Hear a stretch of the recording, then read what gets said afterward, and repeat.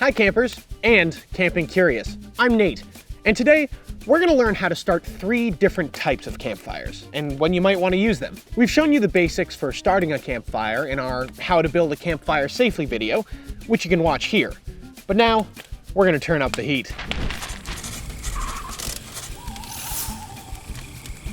The 3 classic campfires we'll be building are the log cabin fire, the upside down fire, and the lean-to fire. Whichever one you're building, be sure to check fire regulations and start with a clean fire ring that's not near any equipment or debris. Most importantly, keep enough water nearby to put the fire out if you need to. The log cabin fire is easy to build, burns for a long time, and doesn't need much TLC to keep going strong. Start by placing a small pile of tinder in the center of your fire pit. Then, place fuel logs parallel on either side of your tinder. Place 2 more logs crosswise to create a square. Add a couple more layers of small pieces of wood and kindling. It will look like a log cabin. Finally, create a cone of small kindling over your tinder and use some of your thinnest pieces of tinder to make a roof. Leave lots of space so the fire gets plenty of oxygen. Light your tinder. You may need to blow lightly on the flame to feed it oxygen and get it burning hot. The tinder will light the kindling, and the kindling will then light the bigger logs. Once the flames set the kindling cone and roof ablaze, your fire will have a nice, hot core. Add kindling as needed to keep it burning bright, working your way up to pieces of fuel wood. The upside down fire gets its name from the fact that you start it from the top, not the bottom.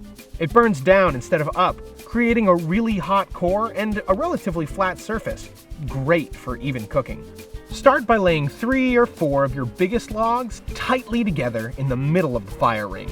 Add a small amount of tinder to fill the gaps between the logs.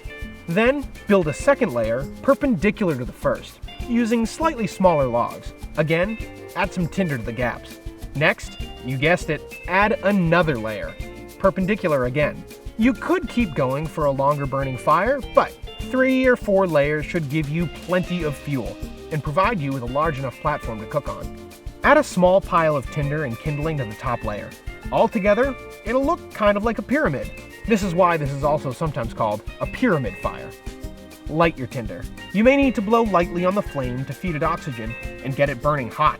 The tinder will light the kindling, and the kindling will then get hot enough to burn down into your fuel logs. A great thing about the upside down fire is that your fuel logs are already placed. The fire will burn for a long time before you need to add any fuel. If you want to keep the fire going after the core has burned down in the middle, simply add logs directly to the center of the fire. The lean-to fire looks a little like a log cabin or upside down fire on its side. Leaning the tinder and kindling on a larger fuel log creates a windbreak, so you can get your fire burning before a breeze has a chance to blow it out. It's also really simple and fast to build. Start by laying your biggest fuel log in the fire ring. This is your windbreak, so you'll be building your fire on the leeward side. That means away from the wind. On the sheltered side of the log, lay a pile of tinder. This should be easy to reach with a match, since it's where your fire will start. Lean pieces of kindling against the log over the tinder so that they'll be in the flames when the tinder is lit. You can also lean some larger pieces of wood on top of those. Just make sure you don't collapse your lean-to or block airflow to the tinder. It'll look like a lean-to or a triangle. Once this lean-to structure is built, light the tinder. The flames will light the kindling, which will then light the larger pieces of wood. As the fire gets bigger and hotter, continue feeding it larger pieces of wood, leaning them on the fuel log so that air can still flow through. Eventually, you'll work your way up to a hot core and large pieces of fuel wood that will burn for a long time. No matter what type of fire you build, never leave it unattended. When it's time to put it out, make sure you extinguish it completely by dousing it with water, and don't leave until the ashes are cold to the touch. Now that you know the 3 types of campfires and how to make them, you'll be able to start a campfire anywhere. Plus, you'll never have to go without s'mores. Like and subscribe to make sure you don't miss our next video, and visit llbean.com/outside for more outdoor tips and inspiration.